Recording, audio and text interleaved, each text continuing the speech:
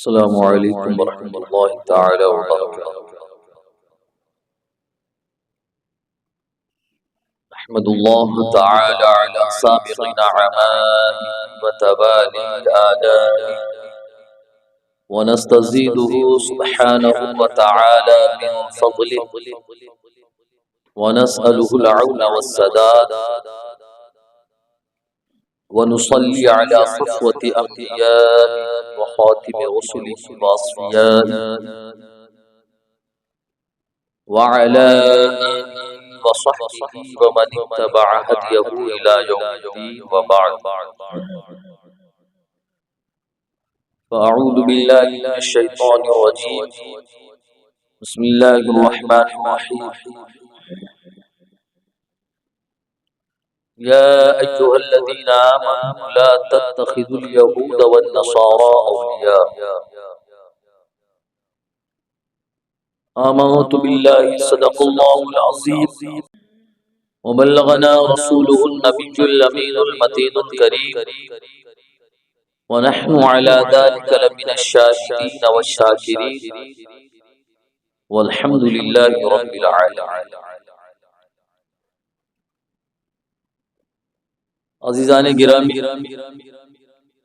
آئیے کچھ عرض و معروف سے قبل نبی اکرم صلی اللہ تعالی علیہ وسلم کی بارگاہ میں محبتوں کے ساتھ درود پاک کا ہدیہ پیش کرے اور پڑھے اللہم صلی علی سیدنا و شفیعنا و نبینا و مولانا محمد وبارک وسلم صلاۃ و سلام علیک یا رسول اللہ، صلاۃ و سلام علیک یا حبیب اللہ صلی اللہ تعالی علیہ وسلم۔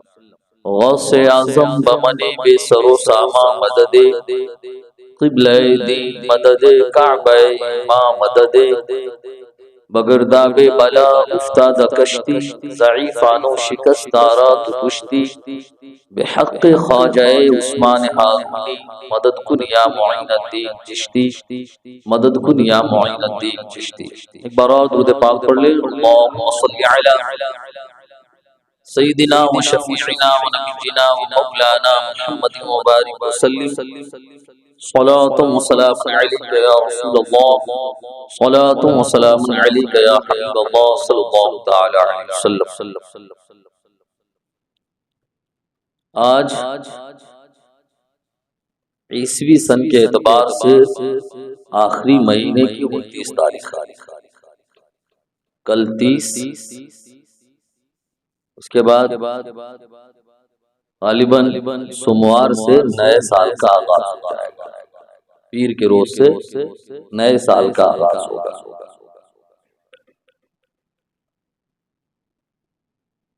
ہمارے ہندوستان میں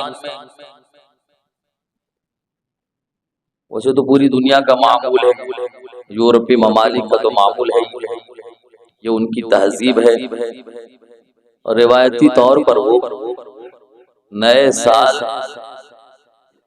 کا استقبال نہایت ہی خرافات اور واہیات کے ساتھ کرتے ہیں، جشن کرتے ہیں۔ اس جشن کے اندر عزتیں نیلام ہوتی ہے، پیسے برباد ہوتے ہیں، اور نہ جانے طرح طرح کے ہوش ربا معاملات کو وہ لوگ انجام دیتے ہیں۔ بہرکیف اس کا تعلق اگر ہے تو وہ صرف اور صرف یہود و نصارہ سے ہے، مسلمانوں کا ان چیزوں سے دور دور تک رشتہ نہیں۔ عام طور پر اپنے وطن عزیز کے اندر دو طرح کے سال کا سن کا رواج ہے، ایک سن عیسوی کا اور ایک سن ہجری کا، جسے ہم اور آپ اسلامی سال بھی کہتے ہیں، جس کی شروعات محرم الحرام جیسے مقدس مہینے سے ہو کر ذی الحجہ جیسے بابرکت اور محترم مہینے پر یہ سال ختم ہو جاتا ہے۔ اور یہی وہ سال ہے جس کے بارے میں اللہ رب العزت نے قرآن شریف میں بھی فرمایا ہے، ان عدت الشہور عند اللہ 12 شہرا فی کتاب اللہ یوم خلق السماوات والارض منها 4 حرم، بے شک مہینوں کی تعداد اللہ کے ہاں 12 ہے۔ جس دن اللہ رب العزت نے زمین و آسمان کو پیدا فرمایا، ان 12 مہینوں میں سے 4 مہینے قابل احترام ہیں۔ تو وہ سال، وہ سن، وہ ماہ، وہ مہینے جس کا تذکرہ اللہ نے قرآن مجید میں فرمایا ہے، وہ اسلامی سال ہے۔ اور ہمارے بہت سارے معمولات ایسے ہیں جیسے حج ہے، رمضان المبارک ہے، اور اس کے علاوہ عورتوں سے جڑی ہوئی عدت وغیرہ ہے، اور بہت سارے معاملات ایسے ہیں جس کا اعتبار اسلامی مہینے سے کیا جاتا ہے۔ ہاں یہ الگ بات ہے کہ ہم پر غیروں کا رواج اور ان کی روایت کا تسلط ہو چکا ہے کہ ہم نے عام معاملات میں بھی اسلامی سن اور اسلامی ماہ و ایام کا لکھنا بولنا ہم نے اس کو ترک کر دیا ہے، جبکہ اللہ کا فضل ہے کہ ہمارے پاس اپنی روایت موجود ہے، اپنی تہذیب موجود ہے، اور ہمارا اپنا کیلنڈر موجود ہے۔ اس کے باوجود بھی ہم اگر غیروں کے کیلنڈر کو حالات کے اعتبار سے اگر ہم نے اپنا لیا تو کم سے کم اتنا تو ہونا چاہیے کہ ہم اپنا کیلنڈر نہ چھوڑتے، اس رسم کو بھی باقی رکھتے۔ لیکن یہ چیزیں صرف اور صرف کیلنڈر تک باقی رہ گیا ہے، اس کے علاوہ ہمارے جتنے بھی معاملات ہوتے ہیں ہم کہیں بھی ہجری سن کو لکھتے ہی نہیں، جبکہ ہمیں چاہیے کم سے کم یہ کہ اگر ہم لکھ رہے ہیں ماہ 2 فروری 2024 تو اس کے ساتھ ہمیں یہ بھی لکھنا چاہیے بمطابق فلاں مہینہ اور سد ہجری وغیرہ، اس کو بھی جوڑ دینا چاہیے تاکہ کم سے کم ہمارے درمیان ہمارا یہ کلچر اور ہماری روایت اور ہماری تہذیب کم سے کم باقی رہے۔ اگر ہم خود ہی اپنی روایت اور اپنی تہذیب کو زندہ نہیں رکھیں گے، اس رواج کو عام نہیں کریں گے، تو پھر اس کے بعد اگر ہم شکایت کریں غیروں سے کہ ہماری روایتیں ختم ہو گئی، ہماری روایتوں کا جنازہ نکلا جا رہا ہے، تو یقیناً یہ حماقت ہے، اس کے علاوہ اور کچھ نہیں۔ درود پاک پڑھ لیں۔ اللہم صلی علی سیدنا و شفیعنا و نبینا و مولانا محمد و بارک وسلم، صلاۃ و سلام علیک یا رسول اللہ، صلاۃ و سلام علیک یا حبیب اللہ صلی اللہ تعالی علیہ وسلم۔ 31 دسمبر کی رات میں نئے سال کا جشن منایا جاتا ہے، جسے نیو ایئر سیلیبریشن کا نام دیا جاتا ہے۔ یاد رکھیں اس کا تعلق ہماری تہذیب اور روایت سے ہے ہی نہیں، یہ وہ سال ہے جس کے بارے میں کہا جاتا ہے کہ اس کی ابتدا حضرت عیسیٰ علیہ السلام کی ولادت سے ہوئی، لیکن اس میں عیسائیوں ہی کی کتاب میں اس کے خلاف بھی، اس کا برعکس بھی ہے موجود، کہتے ہیں عیسیٰ علیہ السلام کی ولادت کب ہوئی اس کا پتہ ہی نہیں۔ تو وہ سن، وہ ماہ، وہ مہینہ، وہ کیلنڈر جس کی ابتدا ہی یقینی نہ ہو، آج ہم نے اسی پر پورا اعتماد اور یقین کر کے رکھ دیا۔ بعض لوگوں کا کہنا ہے کہ حضرت عیسیٰ علیہ السلام کی ولادت سے، اور یہ حضرت عیسیٰ علیہ السلام کے ماننے والے، انہوں نے حضرت عیسیٰ علیہ السلام کے ساتھ کیا سلوک کیا؟ یہود و نصارہ نے حضرت عیسیٰ علیہ السلام کے ساتھ، یہودیوں نے معاذ اللہ حضرت عیسیٰ علیہ السلام کو پھانسی دینے کی پوری تیاری کر لی، لیکن اللہ رب العزت نے اپنے اس محبوب نبی کو اپنی طرف بلا دیا۔ وَمَكَرُوا وَمَكَرَ اللَّهُ وَاللَّهُ خَيْرُ الْمَاكِرِينَ۔ یہودیوں کا بھی نظریہ ہے کہ ہم نے انہیں پھانسی دے دیا، عیسائیوں کا بھی نظریہ ہے کہ وہ پھانسی پر چڑھ گئے، اسی لیے تو اس کی علامت بنائے رکھتے ہیں۔ لیکن ہمارا اور آپ کا نظریہ کیا ہے؟ ہمارا اور آپ کا نظریہ ہے، قرآن دے رہا ہے وَمَا قَتَلُوهُ وَمَا صَلَبُوهُ وَلَٰكِن شُبِّهَ لَهُمْ۔ یہودیوں نے حضرت عیسیٰ علیہ السلام کو نہ قتل کیا اور نہ انہیں سولی پر چڑھایا، ہاں یہ ہے کہ حالت کو اللہ رب العزت نے مشتبہ فرما دیا۔ ایک ایسے شخص کو اللہ رب العزت نے حضرت عیسیٰ علیہ السلام کی شکل دے کر باہر بھیجا، جسے انہوں نے حضرت عیسیٰ علیہ السلام سمجھ کر انہیں سولی پر چڑھا۔ اللہ نے کیا کیا اس کے بعد؟ وَإِذْ قَالَ اللَّهُ يَا عِيسَىٰ إِنِّي مُتَوَفِّيكَ وَرَافِعُكَ إِلَيَّ۔ اللہ رب العزت نے حضرت عیسیٰ علیہ السلام کو اپنی طرف آسمان۔ تو یہ ہمارا اور آپ کا نظریہ ہے عیسیٰ علیہ السلام کے بارے میں۔ تو یہ جو سال ہے سن عیسوی، اس کا تعلق عیسائیوں سے۔ اس رات وہ ہر طرح کے خرافات کرتے ہیں، ہر طرح کے بازار گرم کرتے ہیں، بہت ساری فحاشی کرتے ہیں، اور انہی کو دیکھتے دکھاتے ہوئے ہمارے بھی نوجوان، ہمارے بھی مسلمان لوگ نئے سال کا جشن مناتے ہیں۔ نئے سال کا جشن مناتے ہیں۔ اگر رہی بات مبارکبادی دینے تک، مبارکبادی دینے تک بات ہے تو یہ جائز ہے، آپ مبارکبادی پیش کر سکتے ہیں، دعائیہ کلمات کے ساتھ نئے سال کی مبارکبادی آپ پیش کر سکتے ہیں کہ اللہ رب العزت آپ کا یہ سال بہتر بنائے آپ کے حق میں، اس میں کوئی قباحت نہیں ہے۔ لیکن اس رات میں جو خرافات ہو رہے ہیں، اس رات کے اندر جو غلط رسموں کا ایجاد کیا جا رہا ہے، اس سے اسلام کا کوئی تعلق نہیں۔ یہ یہود و نصارہ کی ایجاد ہے کہ اس رات وہ شراب نوشی کرتے ہیں، اس رات ان کی عزتیں نیلام ہوتی ہے، اور اس رات وہ ایک دوسرے کے حالات سے بالکل بے خبر، اس رات وہ بے انتہا دولتوں کو لٹاتے ہیں، دولتوں کو برباد کرتے ہیں۔ تو یہ سب تعلق ان سے، ان سے ہمارا اور آپ کو کوئی تعلق نہیں ہے۔ قرآن نے ہمیں کہا ہے یا ایھا الذین آمنوا لا تتخذوا اليہود والنصارى اولیاء، اے ایمان والو یہود و نصارہ کو اپنا دوست نہ بناؤ۔ ہم کیا کر رہے ہیں؟ ان کے طرز عمل کو اختیار کر رہے ہیں، ہم ان کی روایت میں ڈھلنا شروع کر دیے۔ قرآن نے کہا وَمَن يَتَوَلَّهُم مِّنكُمْ فَإِنَّهُ مِنْهُمْ، اگر تم میں سے جس نے ان کے ساتھ دوستی کی تو گویا وہ بھی انہی میں سے۔ اور ان کا معاملہ کیا ہے؟ ان کا معاملہ یہ ہے جو دین سے خالی ہے، ان کا معاملہ یہ ہے کہ وہ سب کے سب کافر ہے۔ اللہ رب العزت نے قرآن شریف میں واضح طور پر ہمیں فرمایا ہے وَمَن يَتَوَلَّهُم مِّنكُمْ فَإِنَّهُ مِنْهُمْ، جس نے ان سے دوستی کی تو گویا وہ انہی میں سے۔ اللہ کے نبی صلی اللہ تعالی علیہ وسلم کی زندگی کو دیکھیں، اللہ کے نبی صلی اللہ تعالی علیہ وسلم نے ہمارے آخرت کو بچانے کے لیے، اللہ کے نبی صلی اللہ علیہ وسلم نے ہمارے ایمان کی حفاظت کے لیے چھوٹے چھوٹے کاموں میں بھی یہود و نصارہ کی مخالفت کرنے کا حکم دیا، اور ان کی مشابہت سے بچنے کا حکم دیا۔ اللہ فرماتے واضح لفظوں میں، اللہ کے نبی صلی اللہ علیہ وسلم فرماتے ہیں لا تشبہوا بالیہود ولا بالنصارى، یہود اور نصارہ سے مشابہت نہ کرو۔ آج ہمارے حالات کیا ہے؟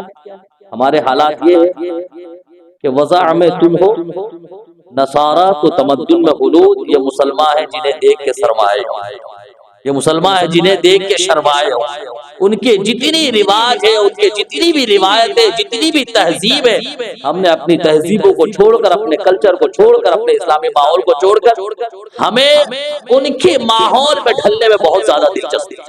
اللہ کے نبی صلی اللہ علیہ وسلم اور فرماتے آگے لیس منا، آقا کریم صلی اللہ تعالی وسلم فرماتے ہیں لیس منا من تشبہ بغیرنا، کہ جو غیر قوم سے مشابہت رکھے وہ ہم میں سے ہے۔ تو نبی کریم صلی اللہ تعالی علیہ وسلم چھوٹی چھوٹی باتوں میں بھی، چھوٹے چھوٹے معاملات میں بھی ہمیں ان کے مشابہت سے بچنے کا حکم دے رہے۔ کیوں؟ تاکہ ہمارا ایمان محفوظ رہے، ہمارا دین محفوظ رہے، اور ہماری آخرت برباد نہ ہو۔ اور ایک جگہ تو واضح طور پر فرماتے ہیں من تشبہ بقوم فهو منهم، جو جس قوم سے مشابہت رکھے، جو جس قوم کی روایت کو قبول کرے وہ انہی میں سے۔ اب آپ بتائیں، اللہ رب العزت نے ہمیں ایمان جیسی دولت عطا فرمائی، اللہ رب العزت نے ہمیں مسلمان بنایا، کیا ہم یہ چاہتے ہیں کہ ہم جو مسلمان ہونے کے اعتبار سے، مومن ہونے کے اعتبار سے جنت کے مستحق ہیں، کیا ہم یہ چاہتے ہیں کہ غیروں کا غیروں کی مشابہت اختیار کر کے، غیروں کی روایت اختیار کر کے ہم بھی انہی میں سے ہو جائیں؟ کوئی بھی مسلمان ایسا نہیں چاہتا۔ لہذا ہمیں چاہیے کہ اپنے آپ کو غیروں کی مشابہت سے بچائے۔ ہماری روایت ہے، یہ ہمارے سال کا آغاز نہیں ہو رہا ہے، ہمارے سال کا یہ آغاز نہیں، ہمارے سال کا آغاز محرم الحرام سے ہوتا ہے۔ لہذا ہمیں چاہیے کہ ہم اپنی روایت کو پکڑیں اور اپنے کیلنڈر کے نظام کو نافذ کرنے کی کوشش کریں۔ نبی کریم صلی اللہ تعالی علیہ وسلم بہت سارے ایسے مواقع ہیں جن مواقع پہ اللہ کے نبی صلی اللہ علیہ وسلم نے شد و مد کے ساتھ، شدت کے ساتھ یہودیوں کی مخالفت کی، یہود و نصارہ کی مخالفت کی نبی کریم صلی اللہ تعالی علیہ وسلم۔ عورتوں کا معاملہ کیا ہے؟ جب ماہواری کا خون آتا ہے تو یہود و نصارہ کا کیا معاملہ تھا کہ یہ جیسے عورتوں کا مہینے کا خون چالو ہوتا تھا، شروع ہوتا تھا، یہ عورتوں کے ساتھ بات چیت، کھانا پینا، اٹھنا بیٹھنا سب ختم کر دیتے، ہر چیز کو ختم کر دیتے۔ بالکل مکمل طور پر عورتوں کا بائیکاٹ کر دیتے تھے۔ جیسے ہی عورتوں کے مہینے کا خون آیا، لوگوں نے اللہ کے نبی صلی اللہ تعالی علیہ وسلم کی بارگاہ میں حاضر دے کر عرض کیا، یا رسول اللہ صلی اللہ علیہ وسلم، یہودیوں کا یہ طریقہ کار ہے ان عورتوں کے ساتھ جنہیں مہینے کا خون آتا ہے، وہ عورتیں جنہیں حیض کا خون آتا ہے تو دوران حیض یہ عورتوں کا مکمل بائیکاٹ کر دیتے، ان کے ساتھ کھاتے بھی نہیں ہے، پیتے بھی نہیں ہے، اٹھتے بیٹھتے بھی نہیں، حتیٰ کہ کلام تک نہیں کرتے، بات نہیں کرتے۔ اللہ کے نبی صلی اللہ تعالی علیہ وسلم نے فرمایا، اصنعوا کل شیء الا النکاح۔ اللہ کے نبی صلی اللہ علیہ وسلم نے فرمایا، ایسی حالت میں عورت جب حیض کے ایام سے گزر رہی ہو تو عورتوں کے ساتھ تمام معاملات جائز ہیں سوائے ہم بستری کے، سوائے ہم بستری کے عورتوں کے ساتھ تمام معاملات جائز ہیں۔ آپ ان کے ساتھ کھا سکتے ہیں، پی سکتے ہیں، اٹھ سکتے ہیں، بیٹھ سکتے ہیں، حتیٰ کہ زوجین میاں بیوی ایک ساتھ ایک بستر پہ آرام بھی کر سکتے ہیں، ہاں ہم بستری نہیں کر سکتے۔ تو یہاں بھی اس حدیث پاک میں بھی آپ اللہ کے نبی صلی اللہ تعالی علیہ وسلم نے یہود و نصارہ کی بالکل شدت کے ساتھ فرمایا۔ ہم اور آپ روزے رکھتے ہیں، صرف ہم ہی روزہ نہیں رکھتے، یہود و نصارہ بھی روزہ رکھتے ہیں، یہود و نصارہ بھی روزہ رکھتے ہیں، لیکن یہود و نصارہ کا جو روزہ ہوتا ہے وہ سحری سے خالی ہوا کرتا تھا۔ تو اللہ کے نبی صلی اللہ تعالی علیہ وسلم نے فرمایا، فصل ما بین صیامنا وصیام اہل الکتاب اکلۃ السحر۔ ہمارے روزے اور اہل کتاب یعنی یہود و نصارہ کے روزے کے درمیان اگر کوئی فرق ہے تو وہ کیا ہے؟ وہ سحری کا کھانا ہے۔ لہذا اللہ کے نبی صلی اللہ تعالی علیہ وسلم نے اپنے ماننے جاننے والوں کو سحری کھانے کا حکم دیا، اپنی سنت قرار دیا، اور حدیث پاک کا جو کلمہ ہے اس میں واضح طور پر لفظ فرق کا استعمال آپ نے فرمایا کہ ہمارے روزے اور یہود و نصارہ کے روزے کے درمیان اگر فرق ہے تو کیا ہے؟ سحری کا کھانا فرق ہے۔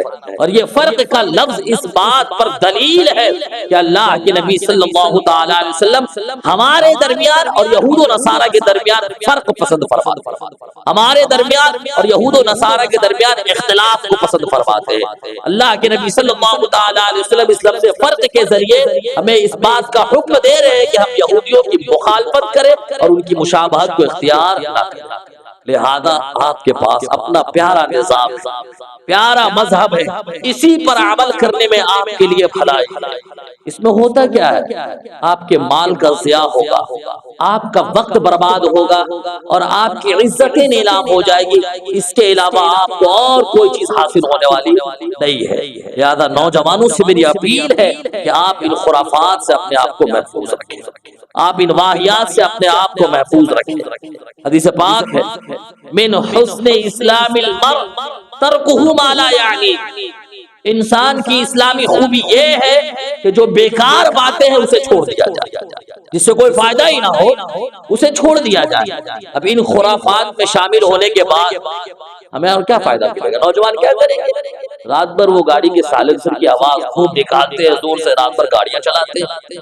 کیا کرتے ہیں؟ رات بھر لڑکے اور لڑکیوں کا آپسی میل جول ہوتا ہے، غلط رشتے قائم ہوتے ہیں۔ اس کے علاوہ اس رات میں اور ہوتا کیا ہے؟ شراب نوشی ہوتی ہے، عیاشی ہوتی ہے، فحاشی ہوتی ہے، اس کے علاوہ اور کچھ نہیں ہوتا ہے۔ یہ وہ کام ہے جس سے نہ صرف ہمارے دنیا میں نقصان ہے بلکہ یہ وہ کام ہے جس سے ہمارا اخروی نقصان ہے، ہماری آخرت بھی اس کام سے برباد ہوگی۔ لہذا اپنے آپ کو ان چیزوں سے دور رکھیں۔ آپ کا سال اسلامی سال ہے جو محرم سے شروع ہو کر ذی الحجہ پر ختم ہوتا ہے، وہ متبرک اور بابرکت سال ہے۔ لہذا یہ نیو ایئر سیلیبریشن جو ہے یہ ہماری تہذیب نہیں، ہماری ثقافت نہیں، ہماری روایت نہیں، یہ غیروں کی تہذیب ہے، ان قوموں کی تہذیب ہے جن کی مشابہت اور جن کے بچنے کا حکم اللہ کے نبی صلی اللہ علیہ وسلم نے فرمایا۔ لہذا اگر ہم یہ چاہتے ہیں کہ ہم سے ہمارے نبی خوش ہو جائے، ہم سے ہمارا رب خوش ہو جائے، تو ہمیں چاہیے ہم اللہ اور رسول کے ایسے دشمن قوم کی روایتوں سے اپنے آپ کو محفوظ رکھیں اور اپنی ذات کو بچائیں۔ تو اس رات میں سوائے خرافات کے اور کچھ نہیں ہوتا۔ آپ نئے سال منانا چاہتے ہیں، بالکل آپ مبارکبادی دیں، مبارکبادی دیں، اور نئے سال منانے کا سب سے بہترین طریقہ یہ ہے کہ ہم اور آپ مل کر اپنے آپ کا محاسبہ کریں، اپنی ذات کا محاسبہ کریں۔ زندگی کا ایک سال گزر گیا، عمریں بڑھ نہیں رہی ہے بلکہ عمریں گھٹ رہی ہے ہماری۔ جتنی عمر مقدر ہے، جو طبعی عمر ہے، ان میں سے 1 سال گزر گیا تو یہ ناچنے گانے کا وقت نہیں ہے بلکہ سوچنے کا وقت ہے۔ پوری دنیا کا یہ اصول ہے، دنیا کی جتنی تنظیم تحریک بڑی بڑی کمپنیاں ہیں، ہر کسی کا یہ اصول ہے کہ جب سال کی انتہا ہوتی ہے، سال ختم ہوتا ہے، دوسرے سال کا آغاز ہوتا ہے، تو سر جوڑ کر بیٹھتے ہیں اور بیٹھنے کے بعد محاسبہ کرتے ہیں کہ گزشتہ سال ہم نے کیا کھویا اور کیا پایا۔ وہ محاسبہ کرتے ہیں، تجزیہ کرتے ہیں، اسی تجزیہ کی روشنی میں آنے والے سال کی راہ طے کرتے ہیں کہ ہمیں اتنا خسارہ ہوا، کیوں خسارہ ہوا، کس وجہ سے نقصان ہوا ہماری کمپنی کا، آخر اس نقصان کی وجہ کیا ہے، اس کے اسباب کیا ہے۔ لہذا ہمیں چاہیے کہ اس سال ان اسباب سے بچا جائے اور گزشتہ سال کی تجزیہ کی روشنی میں آنے والے سال کی راہ طے کرتے ہیں، آنے والے سال کا منصوبہ تیار کرتے ہیں۔ آئیے ہمیں اور آپ کو بھی چاہیے، یہ سال ختم ہو رہا ہے، ہم اور آپ بھی اپنے آپ کا محاسبہ کریں۔ آقا کریم صلی اللہ علیہ وسلم فرماتے ہیں حاسبوا قبل ان تحاسبوا، اپنے آپ کا محاسبہ کرو قبل اس کے کہ تمہارا محاسبہ کیا جائے۔ محاسبہ کریں، ہم محاسبہ کریں۔ دنیا میں آنے کا سب سے بڑا مقصد اللہ کی عبادت ہے، دنیا میں آنے کا سب سے بڑا مقصد شریعت اسلامیہ پر عمل کرنا ہے، اللہ کے قوانین پر عمل کرنا ہے، رسول اللہ صلی اللہ علیہ وسلم کی شریعت پر عمل کرنا ہے۔ لوگ دنیاوی معاملات کے بارے میں صرف محاسبہ کرتے، ہم اور آپ آ کے دینی معاملات میں بھی محاسبہ کریں۔ 1 سال گزر گیا، ہم نے کتنی عبادتیں کی، 1 سال گزر گیا کتنے فرائض ہم نے چھوڑ دیے، 1 سال گزر گیا ہم نے کتنوں کا دل دکھایا، 1 سال گزر گیا گزشتہ سال میں ہم نے کن کن کے حقوق مارے، سال گزر گیا سال گزشتہ میں ہم نے کن کے درمیان دشمنی کی بیج بوئی ہے، سال گزشتہ میں ہم نے کن کن کے حقوق کو سلب کیا ہے۔ اس بات کا محاسبہ کریں، اس طریقے سے سال بنائیں، نئے سال کا آغاز اس طور پر کریں تو یقیناً آپ فائدہ مند، یقیناً فائدہ ہوگا۔ اور یہی ایک طریقہ ہے کہ اس سال کا آغاز ہم اپنے محاسبہ سے کریں کہ گزشتہ سال ہم سے نمازیں چھوٹی، گزشتہ سال ہم پر زکوٰۃ فرض تھی، اس کے باوجود ہم نے زکوٰۃ ادا نہیں کیا، فطرے ہم نے ادا نہیں کیے، حج فرض ہونے کے بعد بھی ہم نے حج چھوڑ دیا، والدین کے ساتھ نافرمانیاں کی، جو غلطیاں جو کوتاہیاں ہم نے سال گزشتہ میں کیا، اللہ رب العزت کی بارگاہ میں آئے، اپنے ان گناہوں سے توبہ کرے، رب کی بارگاہ میں وعدہ کرے، مولا ہم وعدہ کرتے تیری بارگاہ میں آج سے اس سال ہماری کوئی نماز قضا نہیں، ہم پر جتنے بھی شرعی احکامات لاگو ہوں گے ان تمام احکامات کو بجا لانے کی ہم کوشش کریں گے۔ تو اس محاسبے کے ذریعے آپ سال نو کا آغاز کریں، نیو ایئر سیلیبریشن کریں، تو یہ وہ کام ہو جو آپ کو دنیا میں بھی فائدہ پہنچائے گا، آپ کو آخرت میں بھی فائدہ پہنچائے گا۔ کتنا وقت کا ایک سرمایہ گزر گیا، سال بھر کا حصہ گزر گیا، وقت کا بہت بڑا سرمایہ ہم سے چھوٹ گیا، وقت کا بہت بڑا حصہ ہماری زندگی سے نکل گیا، لیکن ہمیں کوئی افسوس ہی نہیں ہوتا، ہمیں اس بات کا کوئی افسوس ہی نہیں ہوتا ہے۔ ہمیں چاہیے کہ اپنے وقت کی قدر کریں۔ یاد رکھیں اللہ رب العزت کی عادت کریمہ ہے کہ اللہ رب العزت کسی غیر معمولی چیز کی قسم کو یاد نہیں فرماتا ہے، اللہ رب العزت بھی قسم یاد فرماتا ہے، جس سے ہم اور آپ قسم کھاتے ہیں، اللہ نے بھی متعدد جگہ قرآن شریف میں قسم کھایا، قسم یاد فرمایا، قسم اٹھایا ہے، لیکن اللہ کی عادت کریمہ ہے کہ اللہ غیر معمولی چیز کی قسم یاد نہیں فرماتا، بلکہ اللہ جس چیز کی قسم کو یاد فرماتا ہے وہ چیز بڑی محترم شان ہوتی ہے، وہ چیز بڑی عظیم ہوتی ہے۔ آئیے قرآن کا مطالعہ کریں، جا بجا ہمیں یہ نظر آئے گا کہ اللہ رب العزت نے جگہ جگہ وقت کی قسم کو یاد فرمایا، وقت کی قسم اٹھایا ہے، کہیں اللہ فرما رہا ہے واللیل رات کی قسم، کہیں رب فرما رہا ہے والعصر زمانے کی قسم، کہیں رب فرما رہا ہے والصبح صبح کی قسم، کہیں رب فرما رہا ہے والنہار دن کی قسم۔ اللہ رب العزت نے ان اوقات کی قسم کو یاد فرما کر ہمیں آگاہ فرما دیا ہے کہ وقت جسے ہم حقیر چیز سمجھ کر ضائع کر رہے ہیں، یہ کوئی حقیر چیز نہیں بلکہ یہ وہ چیز ہے جس کا کوئی بدل ہی نہیں، جس کا کوئی بدل ہی نہیں ہے۔ بہت ساری چیزیں ہم سے چھوٹ جائے، دولت برباد ہو جائے، صحت برباد ہو جائے، ہم کوشش کریں گے دوبارہ وہ چیزیں مل سکتی ہے، ملتی بھی ہے، مالی خسارہ ہو گیا، لاکھوں کا خسارہ ہو گیا، انسان دوبارہ جی جان لگا کر محنت کرتا ہے، دوبارہ اس کے پاس بہت سارے روپے ہو جاتے، بہت سارے اسباب پیدا ہو جاتے، صحت میں کمزوری آ گئی، انسان کوشش کرے، احتیاط کرے تو اس کے بعد صحت کے واپس آنے کا امکان ہے، لیکن وقت وہ چیز ہے نا پیارے کہ جو گزر گیا نا تو پھر وہ ہاتھ آنے والا ہے۔ اس کا ایک ایک لمحہ جو ہمارے درمیان سے رخصت ہو رہا ہے، پوری دنیا کی مال و متاع دے کر بھی اسے ہم خریدنا چاہے تو واپس حاصل نہیں کر سکتے۔ عربی کی ایک کہاوت ہے نا، اغلا شیء فی الکون الوقت، کائنات کی سب سے قیمتی چیز اگر کچھ ہے تو وہ وقت، سب سے قیمتی چیز وقت ہے، لہذا جو وقت گزر گیا اب ہمیں حاصل ہونے والا نہیں، وقت کی قدر کرے۔ اللہ نے اپنی عبادت کے لیے ہماری تخلیق فرمائی ہے، جو وقت فالتو جا رہا ہے ان اوقات کے اندر ذکر الہی کرے، اللہ کی تسبیح و تحلیل کرے۔ اللہ نے صحت جیسی نعمت سے نوازا ہے، ابھی رکوع کرنے کی طاقت ہے، سجدہ کرنے کی طاقت ہے، کہیں ایسا نہ ہو کہ ہم اس وقت سجدہ کرنے کے لیے رب کی بارگاہ میں حاضر ہو جب ہمارے پیشانی بھی رب کی بارگاہ میں جھک نہ پائے، ہماری یہ پیشانی رب کی بارگاہ میں جھکنے سے عاجز ہو، ہمارے اندر اتنی طاقت نہ ہو کہ اپنی پیشانی کو زمین تک لے جا سکے، لہذا ابھی صحت ہے، وقت ہے، اس وقت کی قدر کریں، وقت کی قدر کریں۔ یاد رکھیں جب ہم وقت کی اور دوسرے مذاہب کے مقابلے میں ہمیں زیادہ وقت کی قدر کرنی چاہیے، جو زندگی ملی ہے دوسرے مذاہب کے مقابلے میں بحیثیت مسلمان ہمیں زیادہ وقت کی قدر کرنی چاہیے۔ وجہ کیا ہے کہ آخرت کی جو نعمتیں ملنے والی ہے نا اس کا تعلق اسی دنیا سے ہے، یہ دنیا آخرت کی کھیتی ہے، جو بوئیں گے وہی کاٹیں گے، جو بوئیں گے وہی کاٹیں گے۔ اگر ہم یہاں اعمال صالحہ کر رہے ہیں، رب کی عبادت کر رہے ہیں، رب کے احکام پر عمل کر رہے ہیں، پھر اس کے بعد جب ہم رب کی بارگاہ میں حاضر ہوں گے تو اللہ رب العزت ہم سے فرمائے گا کلوا واشربوا ہنیئا بما اسلفتم فی الایام الخالیہ، خوش و خرم ہو کر مزے سے کھاؤ پیو، یہ اس کا بدلہ ہے جو تم نے گزرے ہوئے دنوں میں اعمال صالحہ کیا۔ یہ کب ہوگا؟ اللہ کی طرف سے نوید جافزہ کب سننے کو ملے؟ یہ اس وقت جب ہم دنیاوی زندگی کے اندر اپنے اوقات کو لہو و لعب میں مصروف نہ کر کے اللہ کے ذکر میں، اللہ کی عبادت کے لیے وقف کریں گے تب۔ اور اگر ایسا ہم نے نہیں کیا، وقت کو برباد کر دیا، مسجد آنے کی توفیق نہیں ہوئی، عبادت کی توفیق نہیں ملی، دنیا میں مستغرق رہے، دنیا کو جمع کرتے کرتے دنیا میں اس قدر مصروف ہو گئے، رب کی عبادت کی توفیق نہیں ملی، کل رب کی بارگاہ میں حاضر ہوں گے، جب ہم بہانہ بنائیں گے تو رب فرمائے گا اولم نعمرکم ما یتذکر فیہ ما تذکر، کیا ہم نے تمہیں اتنی زندگی نہ دی، اتنی عمر نہ دی جس میں نصیحت حاصل کرنے والا نصیحت حاصل کر لے؟